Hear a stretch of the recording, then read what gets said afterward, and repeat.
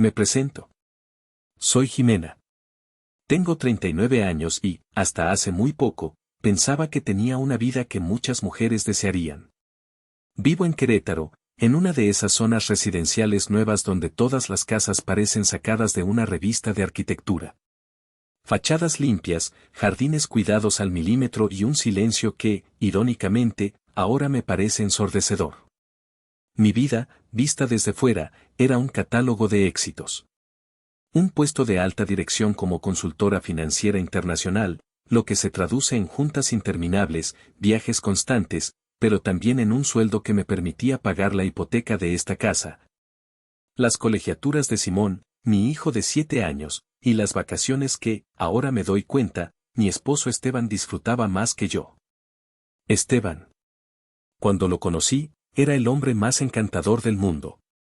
De esos que te abren la puerta del coche, te escuchan con atención y tienen una sonrisa que parece calentar la habitación. Con el tiempo, esa sonrisa se fue volviendo, cómoda. Distante. Yo, como siempre, lo justificaba. Está estresado, me decía a mí misma. Su negocio no va tan bien como el mío, debe ser presión. Yo era la principal proveedora.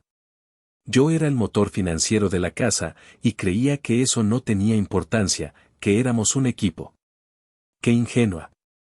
A veces, entre copas de vino en cenas con amigos, él soltaba bromas. Claro, Jimena es la del dinero grande, decía riendo. Yo solo soy la cara bonita. Todos se reían, yo incluida, pero algo en su tono siempre me dejaba un sabor amargo. Era una broma, pero no del todo. Era una semilla de resentimiento que él regaba en secreto. La historia que estoy a punto de contarles comenzó un sábado por la noche. Estaba en mi habitación, con la maleta abierta sobre la cama. El martes, a primera hora, tenía un vuelo a Monterrey. Una junta crucial con unos inversores que definiría el trimestre.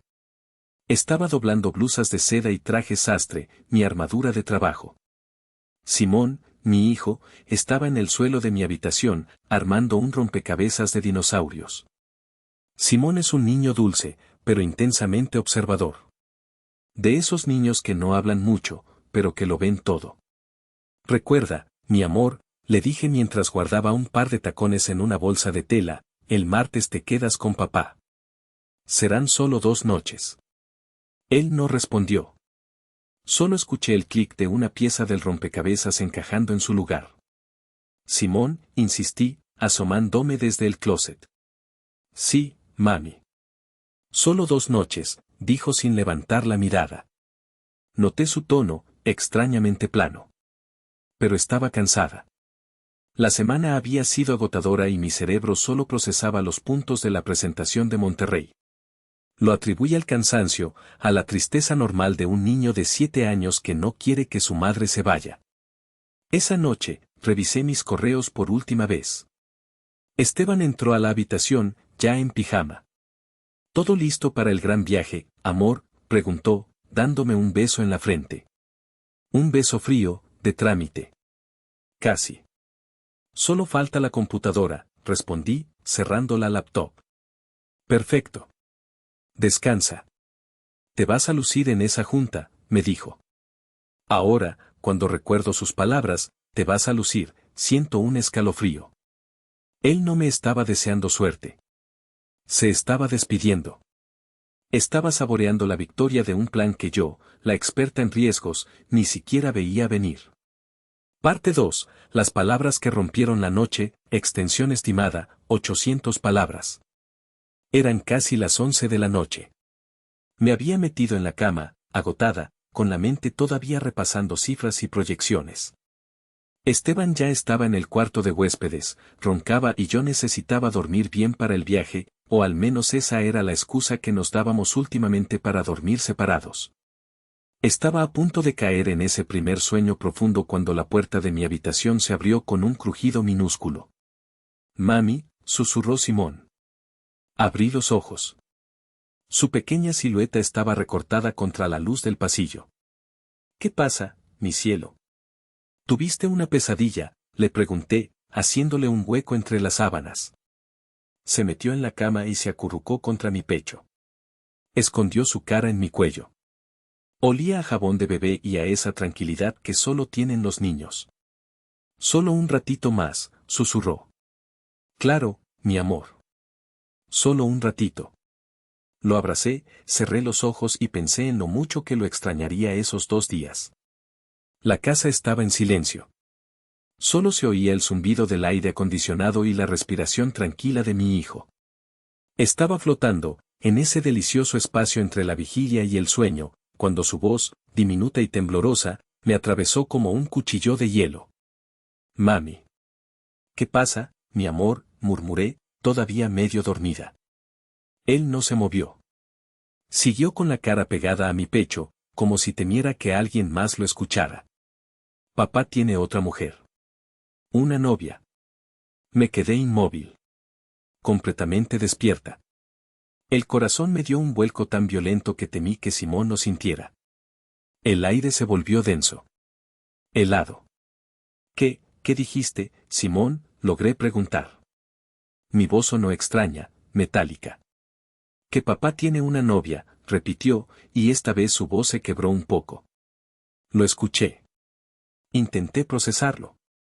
Una infidelidad. La clásica, estúpida y dolorosa infidelidad. Sentí una ola de náusea, pero antes de que pudiera sentir tristeza, Simón continuó. Ayer. En el estudio. Él pensó que yo ya estaba dormido. Hablaba por teléfono. Mi respiración se atoró. Le dijo a ella, a la señora, que cuando tú te fueras a Monterrey, ellos iban a ir al banco. El hielo en mis venas empezó a quemar. ¿Al banco? ¿Para qué? Le dijo que no se preocupara, que tenían 3 días para hacerlo todo. Que ya tenía los papeles. ¿Papeles? ¿Qué papeles? Simón respiró hondo, como si le costara trabajo sacar las siguientes palabras. Y después papá se rió. Y le dijo a la señora, por fin, mi amor. Por fin la vamos a sacar de la casa. Por fin nos vamos a quedar con todo. Sacarte de la casa. Quedarnos con todo. Las palabras de mi hijo de 7 años no eran una simple confesión de infidelidad. Eran una declaración de guerra. Eran el anuncio de un golpe de estado. Acaricié su cabello, mis manos temblaban sin control. ¿Escuchaste algo más, mi amor? ¿Un nombre? No, mami. Solo que ella se rió y dijo que ya quería que fuera martes. Simón se quedó dormido unos minutos después, agotado por el peso de su propio secreto. Yo no. Yo me quedé inmóvil, mirando la oscuridad del techo, con mi hijo en brazos. Ya no era Jimena, la consultora financiera. Era una mujer en su cama, en su casa, que acababa de descubrir que el hombre con el que había construido una vida planeaba ejecutarla. Planeaba dejarme en la calle.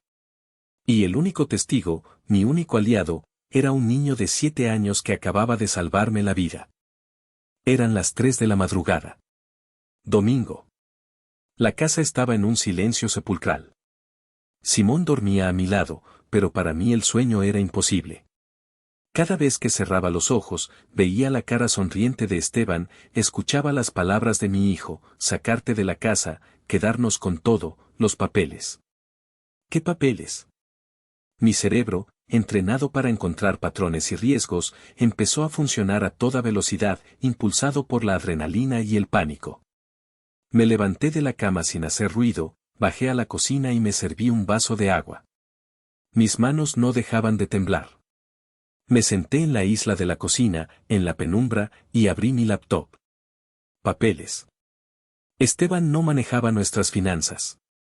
Yo lo hacía. Él apenas sabía las contraseñas del banco. ¿Qué papeles podía tener el que le dieran el poder de quedarse con todo? Entonces, un recuerdo golpeó. 6 meses atrás. La cirugía de vesícula. No fue una cirugía complicada, pero la recuperación fue dolorosa. Estuve una semana en cama, hinchada y adolorida, viviendo a base de analgésicos. Esteban había sido maravilloso. Me traía té, me acomodaba las almohadas, me leía. Se portó como el esposo perfecto. Y un día, creo que fue el tercero, trajo un pequeño fajo de papeles. Amor, me dijo con esa voz suave y preocupada. El seguro médico está pidiendo actualizar unas cosas. Y nuestro abogado dice que es bueno tener un documento por si acaso. Ya sabes, por si algo se complica, solo para que yo pueda ayudarte con el banco y los trámites si tú no puedes. Recuerdo que firmé.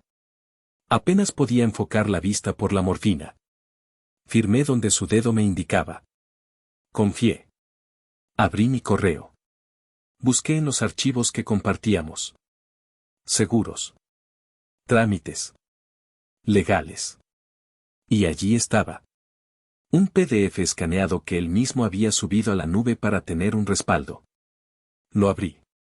El título no era actualización del seguro.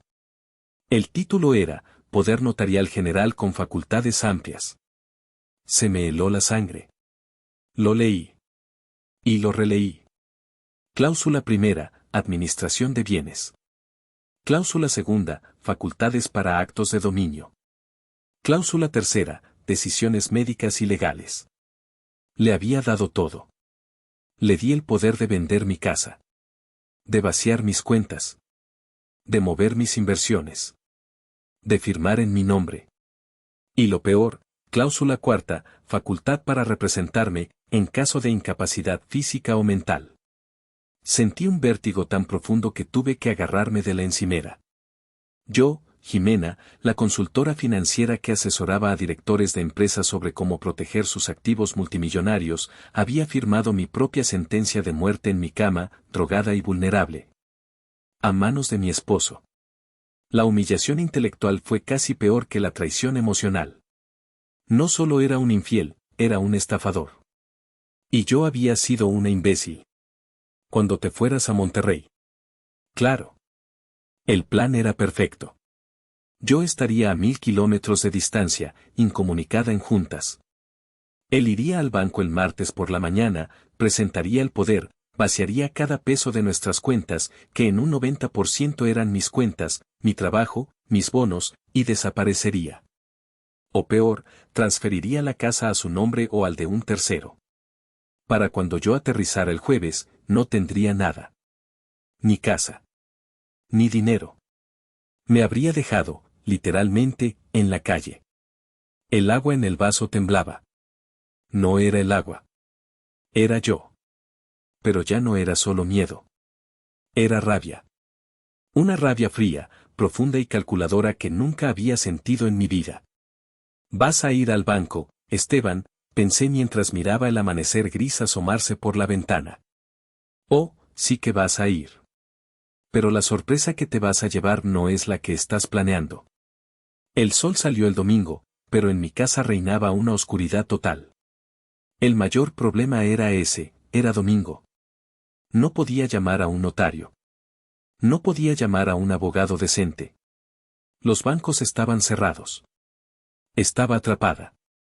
Atrapada en mi propia casa con el hombre que planeaba destruirme, y tenía que sobrevivir 24 horas fingiendo que todo estaba perfecto. Estaba atrapada con mi hijo, el único que sabía la verdad. Cuando Simón se despertó, bajó a la cocina. Lo vi en el umbral. Sus ojos pequeños me miraron, buscando una señal. ¿Estaba todo bien? ¿Había sido una pesadilla? Me agaché y lo abracé. Buenos días, mi valiente, le susurré al oído, tan bajo que solo él pudiera oír. Mamá te cree. Y mamá va a arreglar esto. Pero hoy, mi amor, tenemos que actuar. Simón no es un niño común. Entendió. Asintió con una seriedad de adulto y me abrazó fuerte. Ok, mami. Actuar. A las 9, Esteban bajó. Fresco, descansado, sonriente.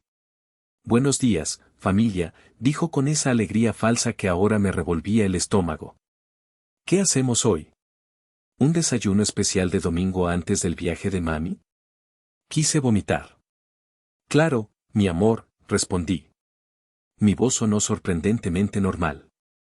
La adrenalina es un milagro. Me encantaría. Fue el desayuno más largo de mi vida. Cada bocado de huevo revuelto sabía a ceniza. Tuve que sonreír mientras él hablaba de planes estúpidos para el jardín. Tuve que reírme de sus chistes malos. Cada risa era un insulto a mi inteligencia. Y él estaba, demasiado atento. ¿Ya tienes todo listo, amor? ¿No se te olvida nada? Por cierto, ¿las contraseñas de las cuentas de la casa están actualizadas? Por si se ofrece algo mientras no estás, dijo, como quien no quiere la cosa, mientras ponía mermelada en su pan. Levanté la vista. Nuestros ojos se encontraron. Él, sonriente y casual. Yo, calculando. No te preocupes, Esteban, le dije, tomando un sorbo de café. Todo está en orden. No tendrás que mover un dedo. Perfecto, perfecto. Solo quiero que estés tranquila en tu viaje, respondió. Mentiroso. Desgraciado. El resto del día fue una tortura psicológica. Lo vi jugar con Simón en el jardín. Lo vi lanzarle la pelota. Y todo lo que yo podía ver era a un actor. Un monstruo que usaba a mi hijo como parte de su coartada. ¿Cómo podía tocarlo? ¿Cómo podía mirarlo a los ojos sabiendo que planeaba separarlo de su madre? Por la tarde, mientras Simón veía la televisión, Esteban se me acercó por detrás en la cocina. Me abrazó por la cintura. Voy a extrañarte mucho estos días, susurró en mi oído. Sentí su aliento en mi nuca y tuve que clavar las uñas en la palma de mi mano para no gritar. El asco era físico. Me di la vuelta lentamente y puse mis manos en su pecho. Yo también te voy a extrañar, mentí, mirándolo directamente a los ojos. Pero es solo un par de días. Volveré antes de que te des cuenta. Lo sé, dijo, y me besó. Fue un beso muerto. Un beso de Judas. Y mientras él me besaba, yo solo podía pensar en una cosa, lunes. 8 de la mañana. Necesitaba que fuera lunes. Necesitaba empezar la guerra. El lunes llegó como una liberación. No dormí nada el domingo por la noche. A las 6 de la mañana, desperté a Simón. Lo vestí, le di el desayuno, y a las 7:30 de la mañana lo dejé en la puerta de la escuela. Hoy será un día largo, mi amor, le dije, agachándome para estar a su altura. Mamá tiene que hacer cosas de adultos muy importantes. ¿Vas a estar bien? Él me miró con sus ojos sabios. Tú también, mami. Gana. Voy a ganar, le prometí. A las 8:01 de la mañana, tan pronto como estacioné el coche en una calle alejada, llamé a mi mejor amiga, Lorena. Lorena no es solo mi amiga desde la universidad, es abogada de familia. Lorena, necesito ayuda. Es una emergencia. Mi voz se rompió por primera vez. Jimena, ¿qué pasó? ¿Es Simón? ¿Estás bien? Su voz pasó del sueño a la alerta total. Le conté todo. El susurro. El poder notarial. La cirugía. El viaje. La frase sacarte de la casa. Hubo un silencio al otro lado de la línea. Un silencio pesado, aterrador. Lorena, ¿estás ahí? Hijo de su, gritó. Jimena. ¿Firmaste un poder general? ¿Estás loca? Ese infeliz puede hacer todo. Puede vender tu casa mañana mismo. Puede declararte mentalmente incompetente. Y Jimena, tienes que cancelar ese viaje ahora. Ya lo sé, Lorena. No voy a ir. Pero necesito detenerlo. Necesito anular ese poder. No solo anularlo, Jimena. Necesitamos destruirlo. Escúchame. Esto ya no es un divorcio de familia. Esto es fraude. Esto es criminal. No puedes ir con un abogado de divorcios cualquiera. Necesitas un tiburón. Necesitas a Dante. Dante. Ni siquiera tuve que preguntar su apellido. Dante era una leyenda en Querétaro. Un abogado corporativo y penal que no perdía un caso. Era despiadado, caro y brillante. Consígueme la cita, Lore. Hoy. Ya estoy en eso. ¿Y Jimena? Sí. No le digas nada a Esteban. Absolutamente nada. Finge que todo sigue normal. Finge que te vas a Monterrey. Colgué. A las 11:30 de la mañana, estaba sentada en la oficina de Dante. La oficina no tenía fotos familiares. Solo tenía libros de leyes y un ventanal con vistas a la ciudad. Dante era un hombre de unos 50 años, elegante, con una mirada fría que parecía analizar cada molécula de la habitación. Le entregué la copia del poder. Lo leyó en silencio. No hizo ninguna expresión. Señora, dijo finalmente, su voz era grave y pausada. Su esposo no es un aficionado. Esto está bien hecho. Pero cometió un error. ¿Cuál?, pregunté. Subestimarla. Y confiar en un documento que se puede revocar. Dante trazó el plan en menos de 5 minutos. Era brillante. Era aterrador. Paso 1, revocación. Vamos a ir a la notaría 17 ahora mismo. Firmará una revocación inmediata. Se notificará al sistema, pero no se le enviará una notificación personal a él. Queremos que siga creyendo que tiene el poder. Paso 2, blindaje. Hoy mismo, contactaremos a sus bancos. Con la revocación, moveremos cada peso, cada inversión, cada fondo, a cuentas nuevas, cuentas de alta seguridad que solo usted controlará. Dejaremos sus cuentas compartidas con el mínimo. Paso 3, dijo, inclinándose hacia adelante. La trampa. Y este es el paso más importante. Usted, Jimena, si se va a ir a Monterrey.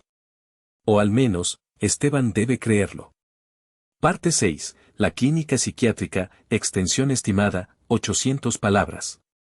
Mi respiración se atoró. ¿Fingir el viaje? ¿Por qué? ¿Por qué no solo lo confronto y ya? Dante me miró como si fuera una estudiante ingenua. Porque si lo confronta ahora, él negará todo. Dirá que era una precaución. Dirá que usted está paranoica. Y luego, será su palabra contra la de él. No. No queremos una pelea.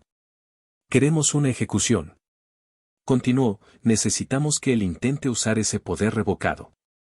Necesitamos que vaya al banco, que presente el documento, que intente hacer la transferencia. Necesitamos que cometa el acto de fraude. Necesitamos la prueba irrefutable de su intención. Queremos que se estrelle contra la pared que acabamos de construir. Lo queremos grabado. Entendí. No íbamos a jugar a la defensiva. Íbamos a contraatacar. Salí de la oficina de Dante a las 4 de la tarde. Había firmado la revocación.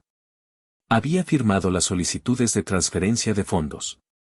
Mi banco personal, gracias a la llamada de Dante, estaba cooperando en modo de emergencia. Legalmente, Esteban ya no tenía ningún poder sobre mí. Pero él no lo sabía. Llegué a casa. Tenía que seguir actuando.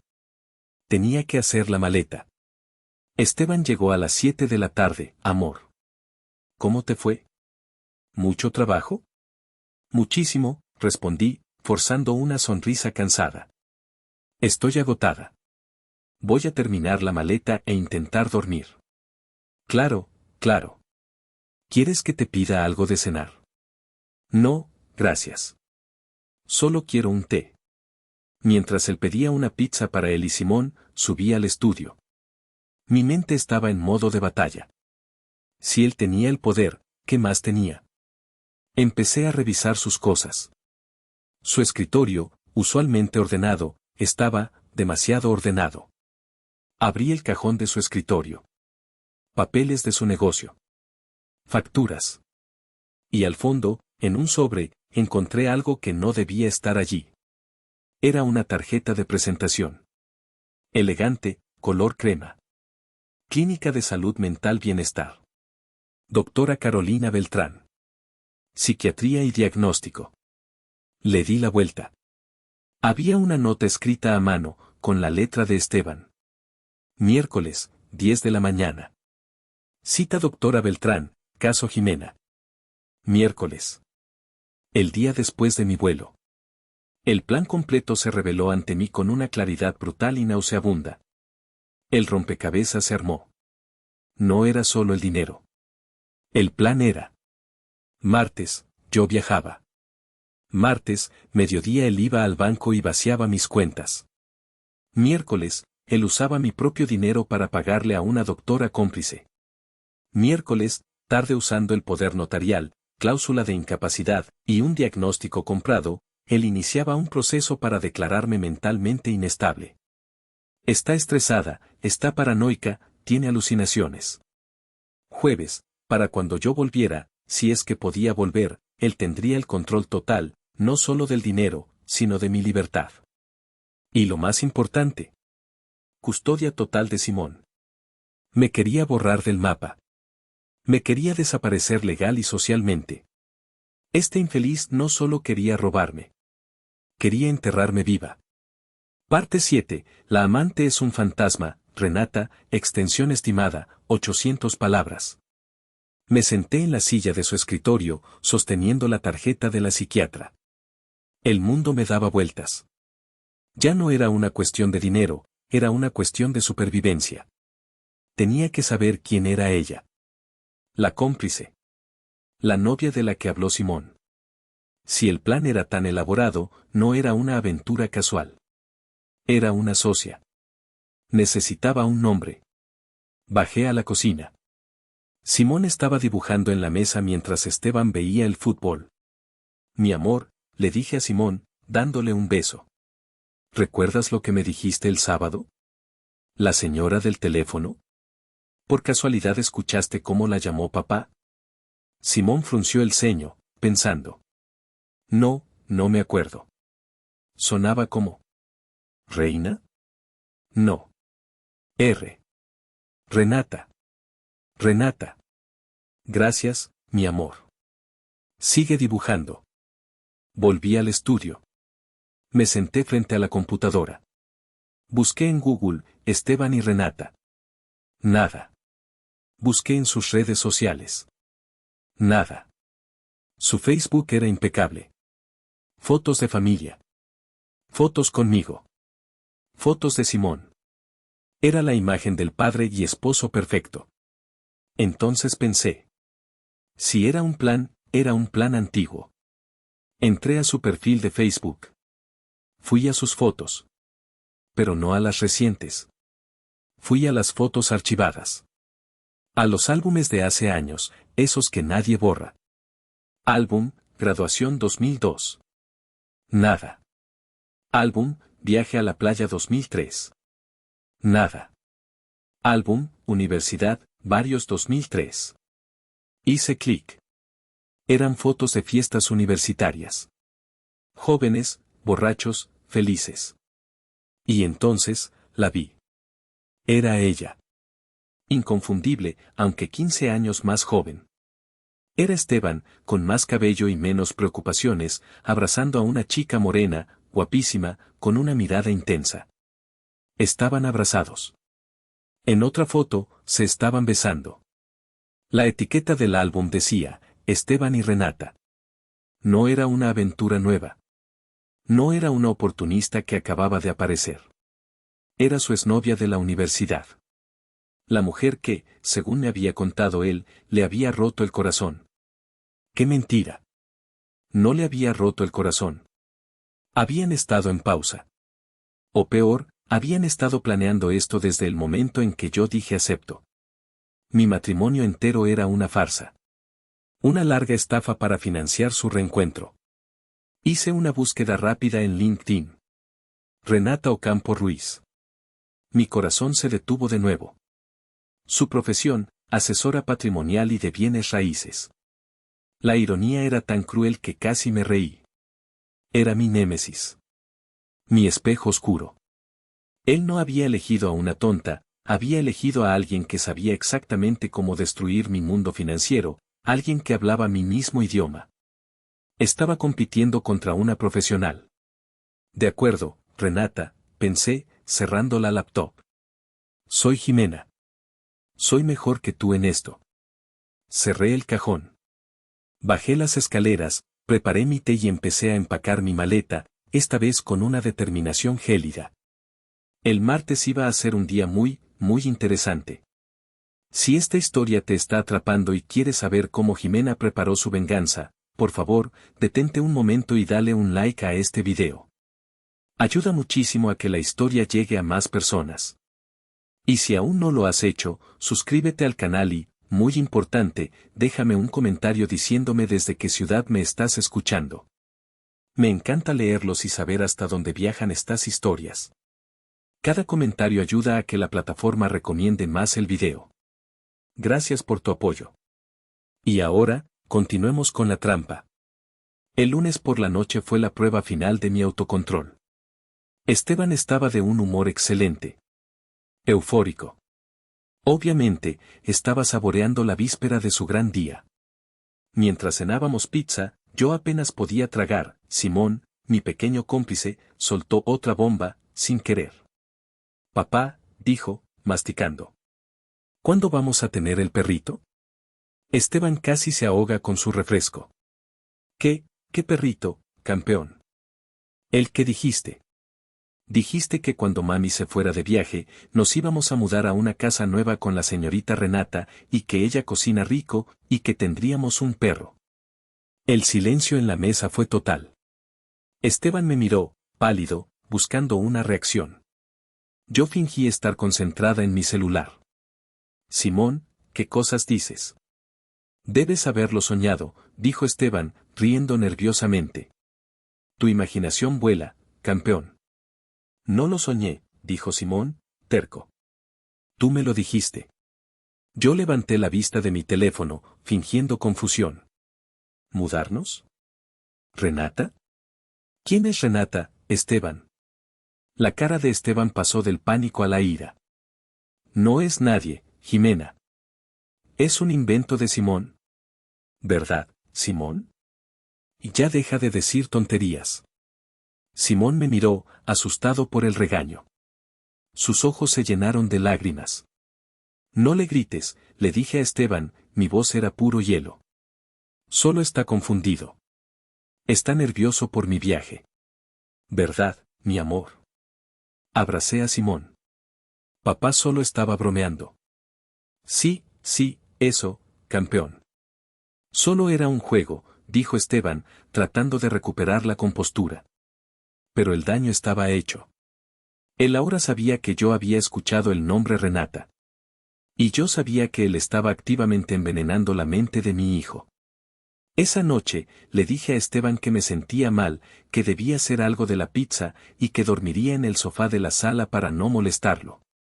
Claro, amor, descansa, dijo, demasiado rápido. Obviamente, le encantó la idea de tener privacidad.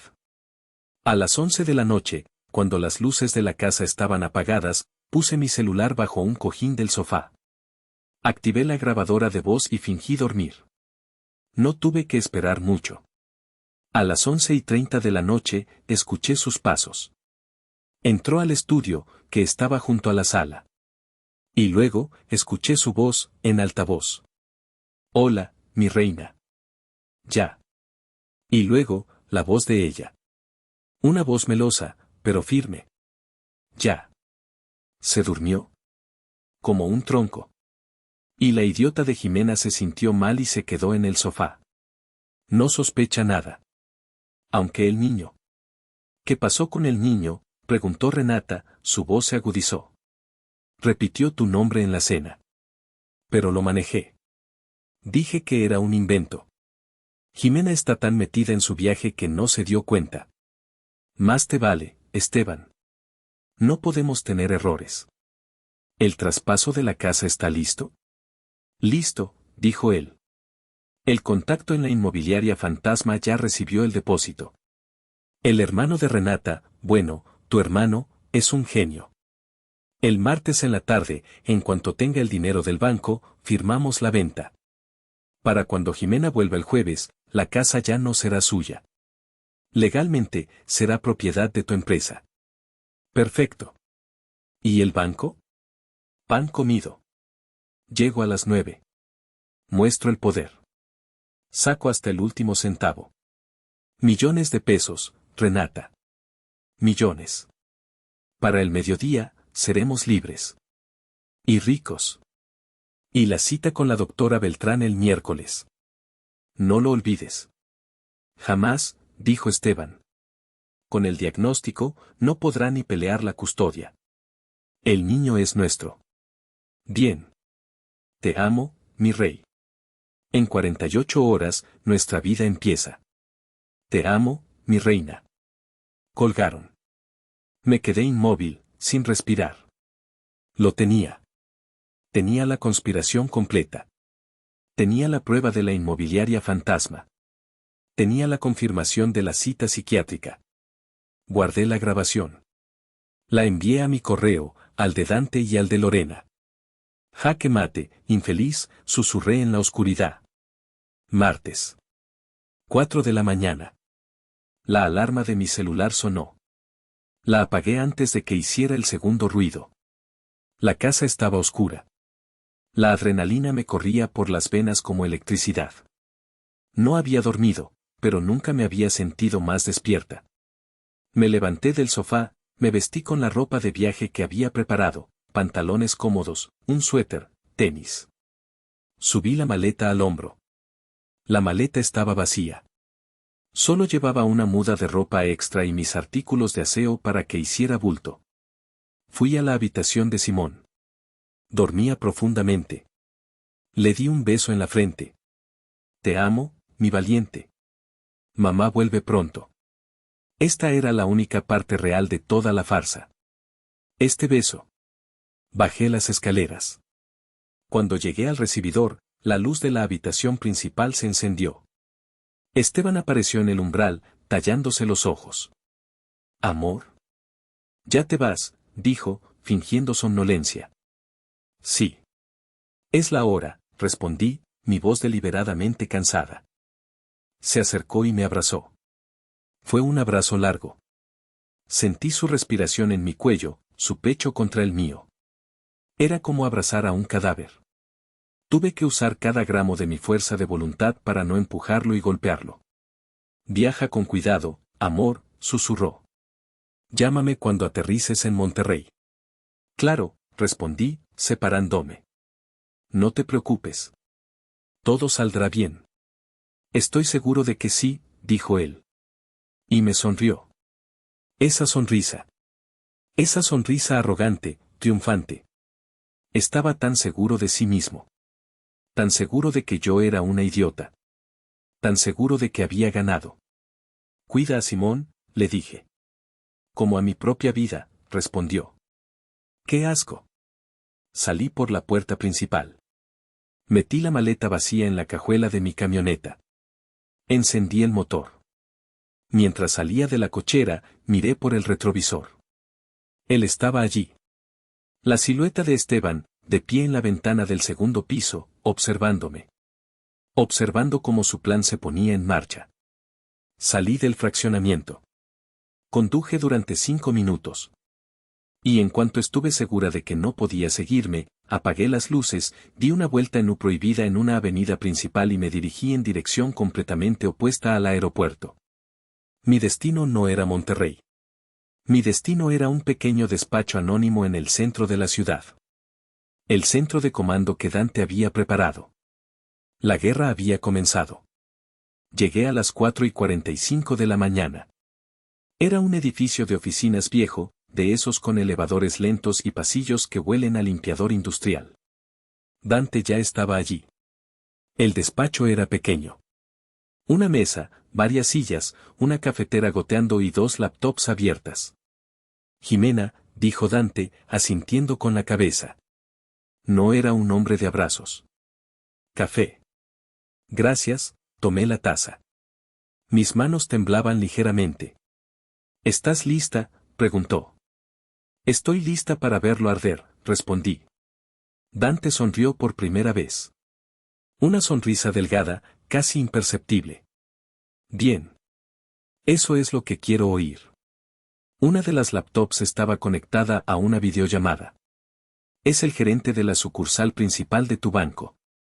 Está de nuestro lado. Tiene autorización legal para grabar todo lo que sucede en sucursal. La otra laptop mostraba una cuadrícula de 4 cámaras de seguridad del banco. La entrada principal. El área de ejecutivos. La caja. Ahora, esperamos, dijo Dante. Las siguientes 4 horas fueron las más largas de mi vida. Vimos el sol salir sobre los techos de Querétaro. Bebimos café rancio. No hablamos mucho. A las 8:03 de la mañana, mi celular vibró sobre la mesa. Un mensaje de Esteban. El aeropuerto está lleno. ¡Qué locura! ¿Ya vas a abordar? Avísame. Besos. Le mostré la pantalla a Dante. No respondas, dijo. Silencio total. Queremos que se ponga nervioso.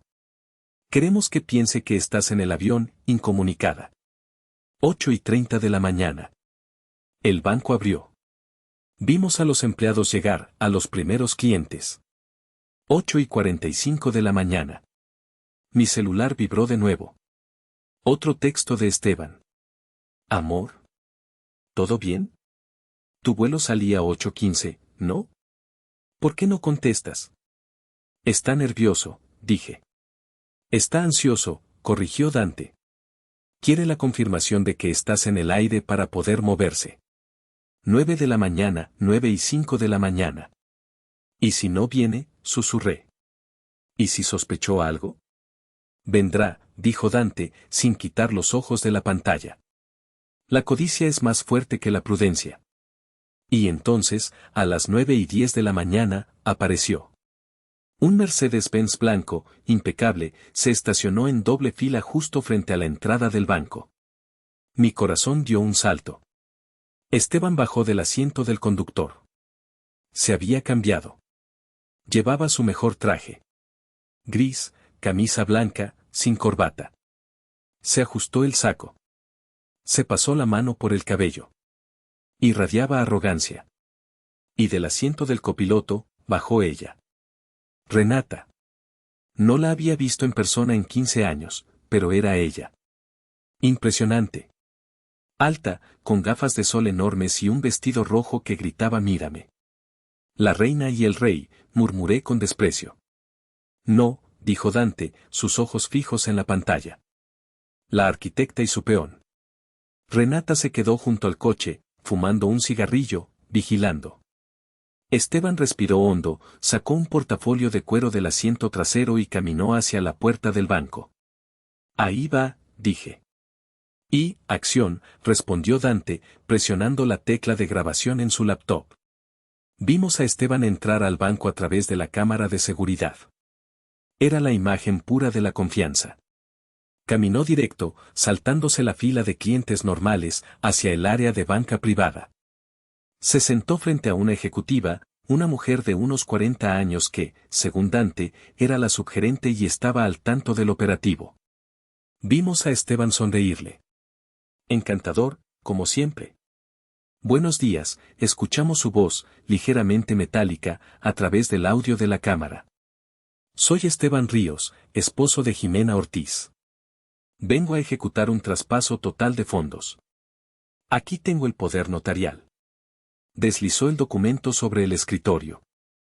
El mismo PDF que yo había visto. El mismo que había firmado drogada. La ejecutiva lo tomó. Lo miró. Tecleó en su computadora.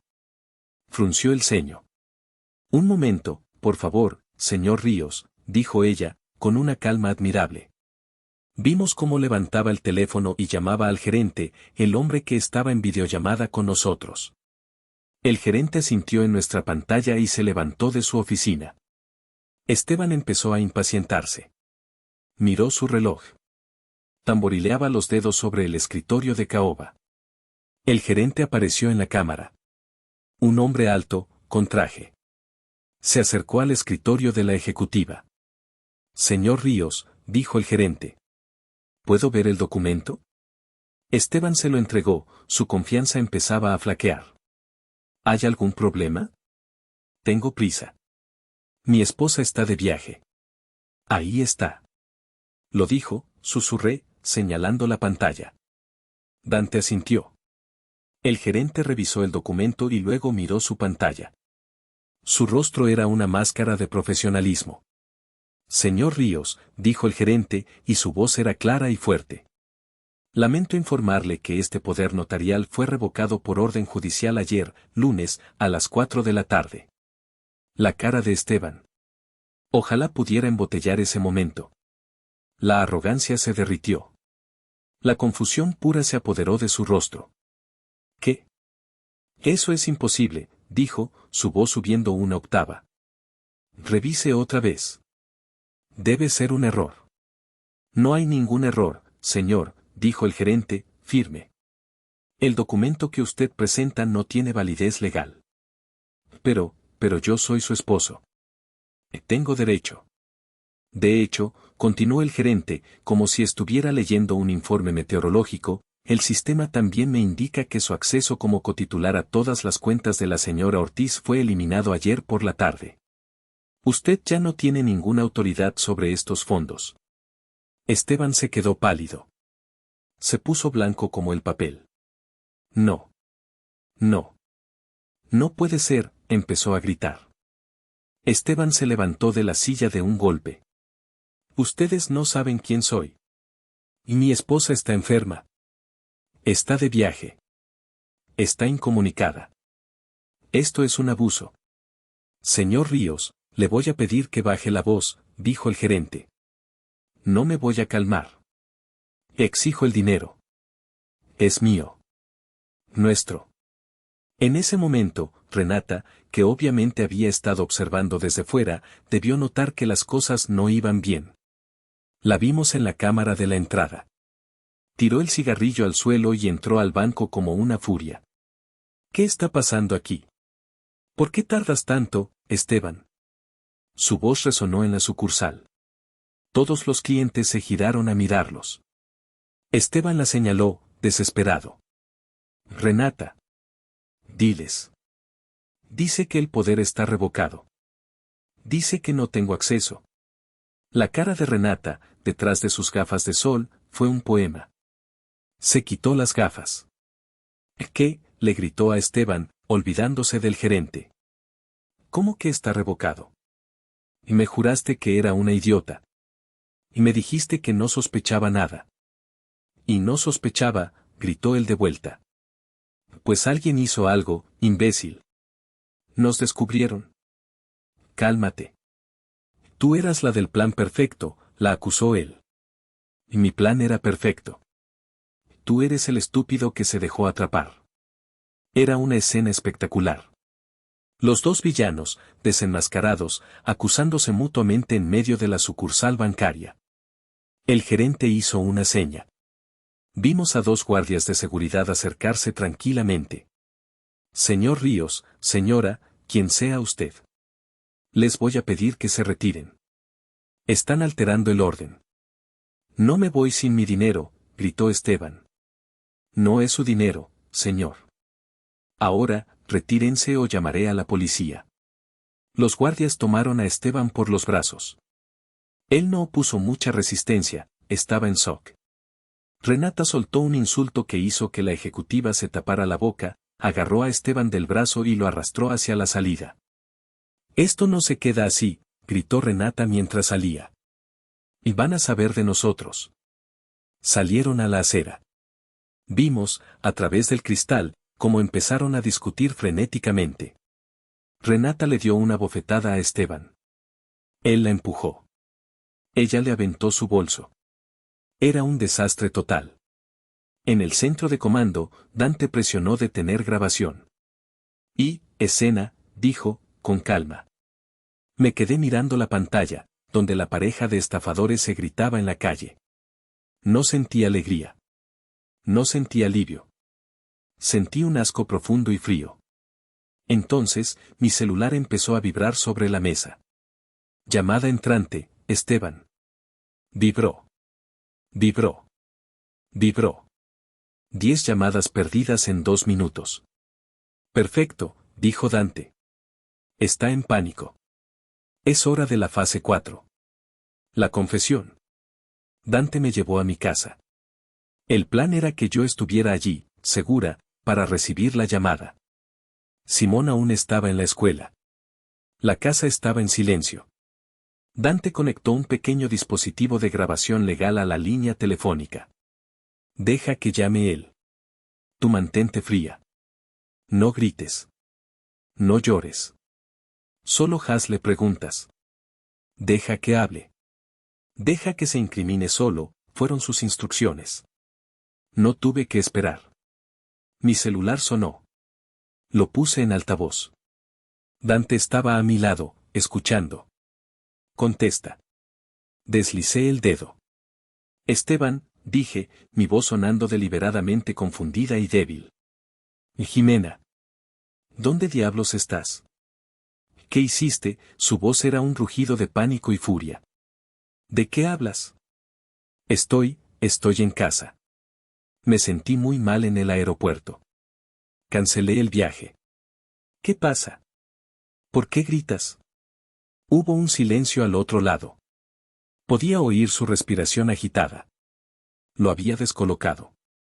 ¿En casa? ¿Cómo que en casa? ¿Por qué? ¿Por qué fuiste al banco? No fui al banco, Esteban. ¿Estás bien? Fui yo. Fui yo al banco. Y me dijeron que revocaste el poder. Que me quitaste el acceso. ¿Por qué hiciste eso, Jimena? Y arruinaste todo. ¿Arruinar qué, Esteban? ¿Qué fuiste a hacer al banco? Yo solo iba a mover un dinero. Para una inversión. Para nosotros. Casi me río. Una inversión. ¿Con Renata? Silencio. Total. ¿Quién te dijo ese nombre? ¿Importa, Esteban? ¿Esa es tu inversión? ¿Vender mi casa? ¿La casa de tu hijo? ¿Una inmobiliaria fantasma a nombre de su hermano? Tú no sabes nada. Tú, tartamudeaba. Lo sé todo, Esteban. Sé de la doctora Beltrán. Sé de la cita del miércoles. Sé que querías declararme loca. Y entonces, se rompió. El victimismo se apoderó de él. Tú me obligaste, gritó, y esta vez había lágrimas en su voz. Tú y tu estúpido éxito. Siempre tú. La gran consultora. La que gana millones de pesos. La que toma las decisiones. ¿Y yo qué? Yo no era nada a tu lado. Solo era el esposo de Jimena. El mantenido. El que cuida al niño. Yo nunca te llamé así. Pero lo pensabas. Y todos lo pensaban. Renata me ve. Renata me respeta. Y sí. Merecíamos ese dinero. Tú nos lo debías. Por toda la humillación. Merecíamos una parte de todo lo que tú tienes. Lo tenía. La confesión completa. El motivo. La complicidad. Todo grabado. ¿Merecían declararme loca y quitarme a mi hijo, Esteban? ¿Eso también lo merecían? Él no respondió. Solo sollozaba. Gracias por la confesión, Esteban.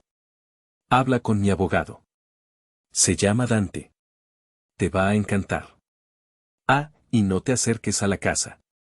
La policía tiene una copia de esta llamada. Colgué. Miré a Dante. Él asintió. Se acabó. Vamos a la fiscalía.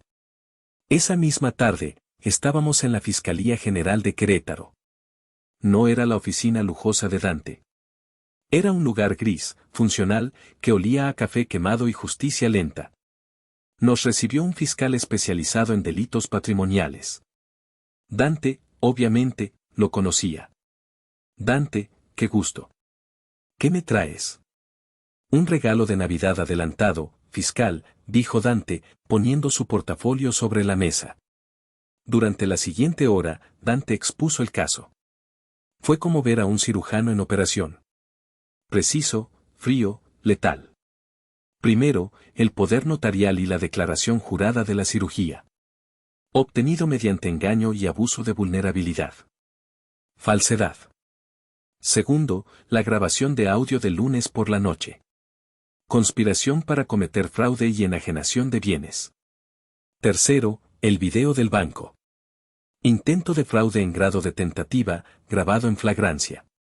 Cuarto, la grabación de la confesión telefónica. Admisión de culpa, motivo y complicidad.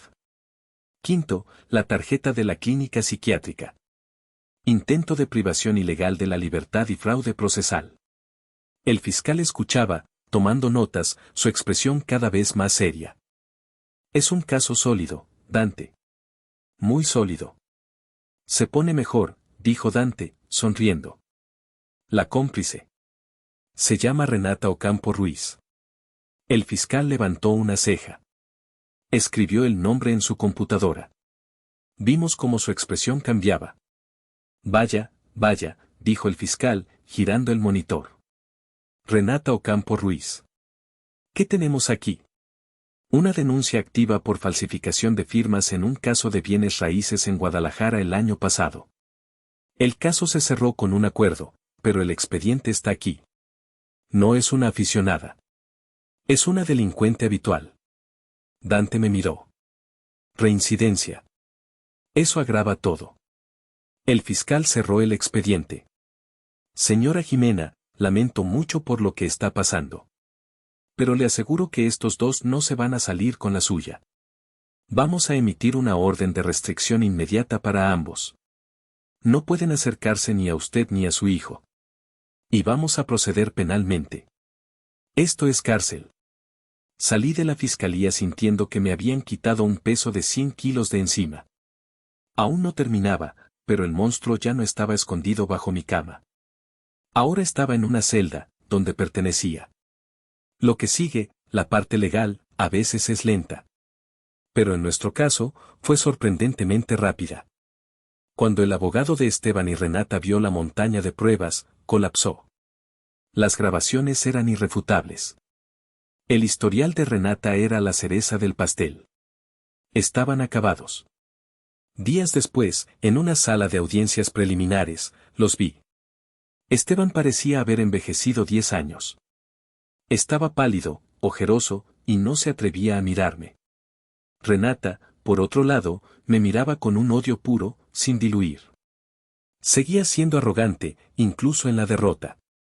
El abogado de ellos pidió hablar con Dante.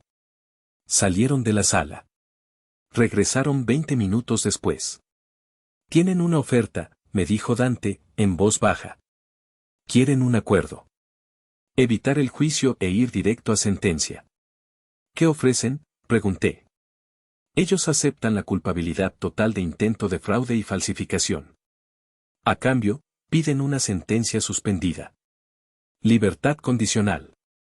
No, dije, mi voz era dura. Quiero que vayan a la cárcel. Especialmente ella. Jimena, dijo Dante, paciente. Si vamos a juicio, ganarás. Pero será largo. Será sucio. Tendrán que testificar. Simón podría tener que ser evaluado. Será un circo. La libertad condicional significa que tendrán antecedentes penales. Sus carreras, la de ella como asesora, la de él en lo que sea que haga, están terminadas. Estarán marcados. Yo dudé. Odiaba la idea de que se salieran con la suya tan fácil. Tengo una contraoferta, le dije a Dante. Aceptaré la libertad condicional. Pero con mis condiciones. Te escucho. 1. Aceptación de culpa, por supuesto. 2. Restitución total e inmediata de todos mis gastos legales. Cada centavo que te he pagado a ti, Dante. Quiero que les duela en el bolsillo. Hecho. 3. Pérdida total de todos los bienes matrimoniales. La casa es mía. El coche que él usa, es mío. Todo. Hecho. Y 4. La condición de oro. La que no es negociable. Respiré hondo. Quiero que Esteban firme la renuncia voluntaria y total a la patria potestad de Simón. Quiero que desaparezca de nuestras vidas. Legalmente. Para siempre. Dante me miró. Eso es duro, Jimena. Lo que él planeó fue peor. ¿Es eso, o vamos a juicio? Dante sonrió. Me gusta. Volvió a salir. Las negociaciones duraron 1 hora. El abogado de Esteban luchó, pero Dante era mejor. Al final, volvieron. Aceptan, dijo Dante. Todo. Ese día, en esa sala gris, vi a Esteban, el hombre que amé, el padre de mi hijo, firmar el papel donde renunciaba a su hijo. Sus manos temblaban tanto que apenas podía sostener la pluma. Cuando terminó, levantó la vista y me miró por primera vez. Sus ojos no tenían odio. No tenían rabia. Solo tenían, nada. Era un hombre vacío. Un cascarón. Renata, a su lado, parecía que iba a explotar. Había perdido. Había apostado todo y había perdido contra la idiota que estaba en el sofá. Salí del juzgado. El sol de Querétaro me golpeó la cara. Respiré hondo. Por primera vez en semanas, el aire se sentía limpio. Había terminado. Estaba libre. Han pasado 5 años.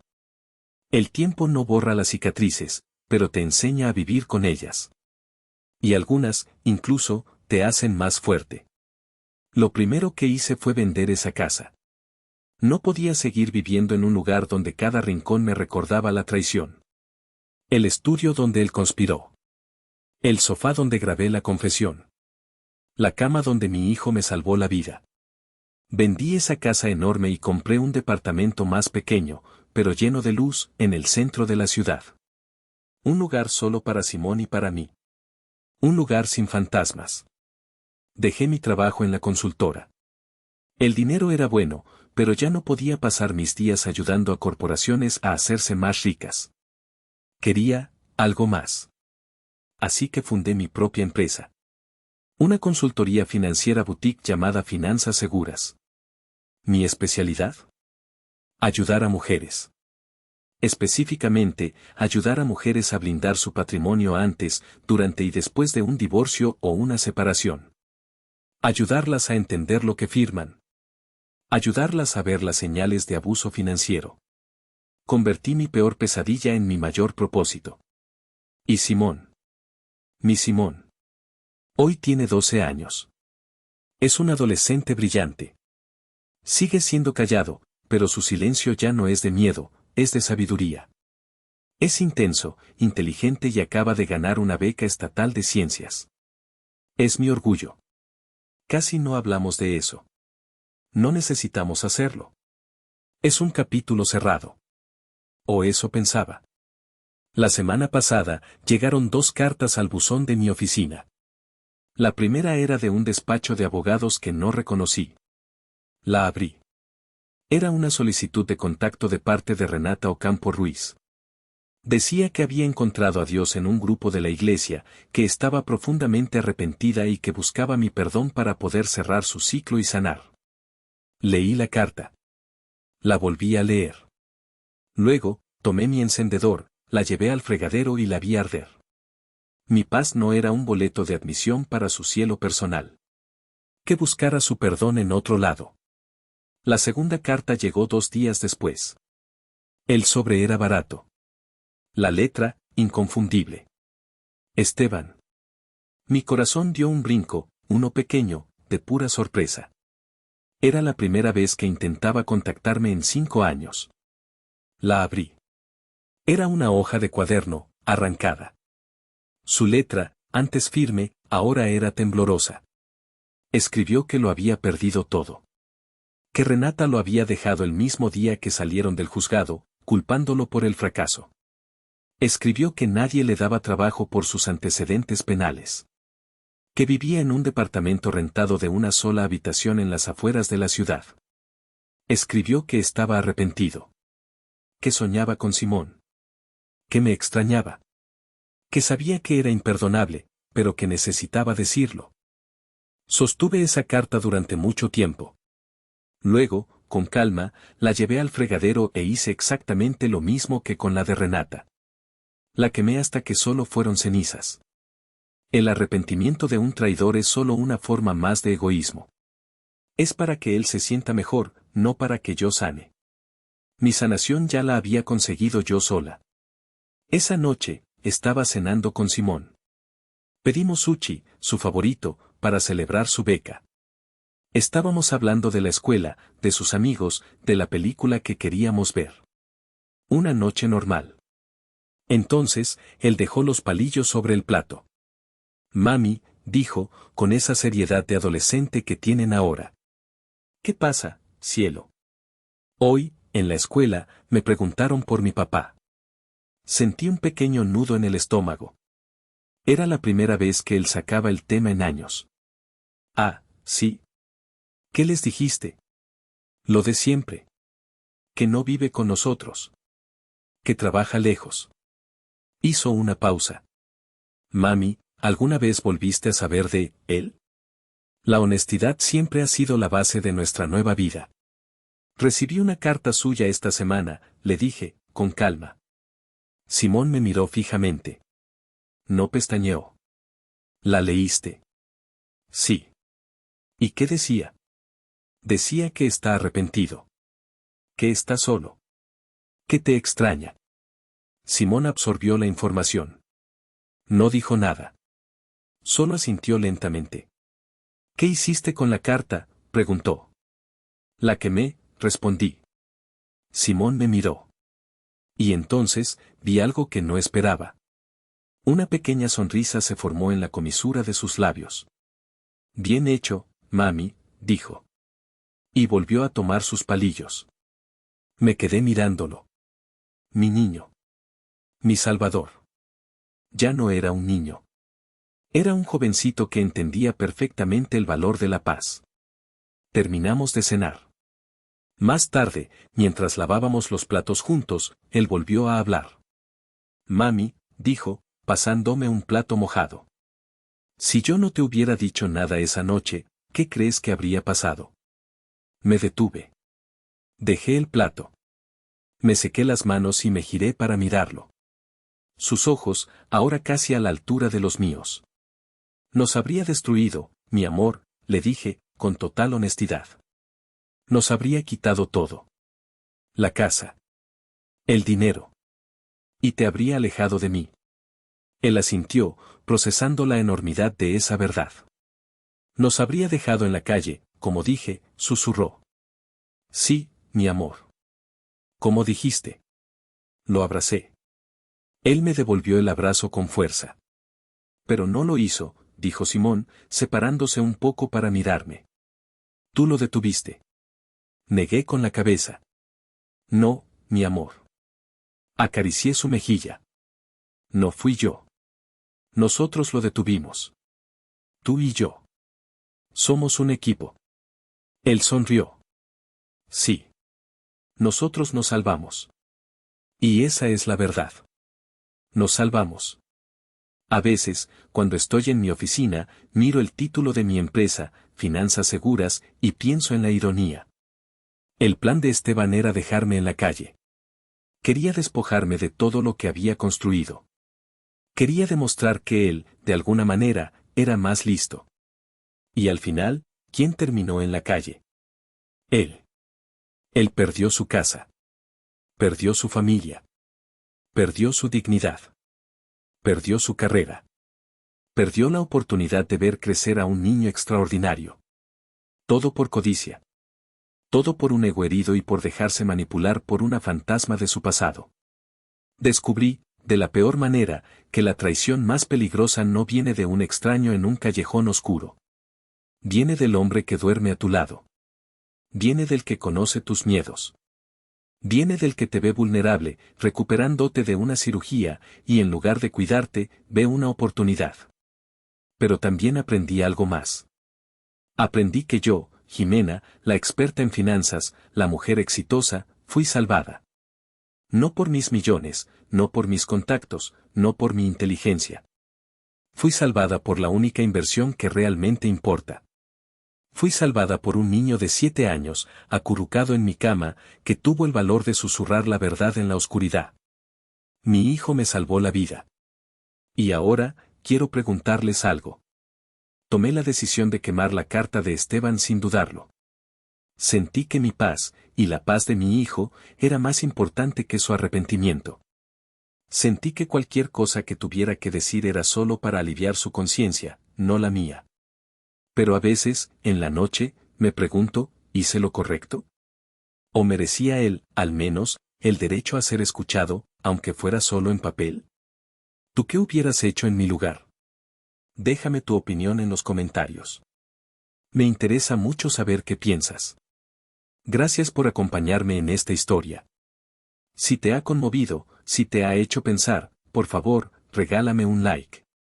Cada like ayuda a que esta historia llegue a alguien que, tal vez, necesite escucharla. Y si aún no lo has hecho, suscríbete al canal y activa la campanita para no perderte ninguna de las historias que tenemos para ti. Gracias por estar aquí. Nos vemos en la próxima.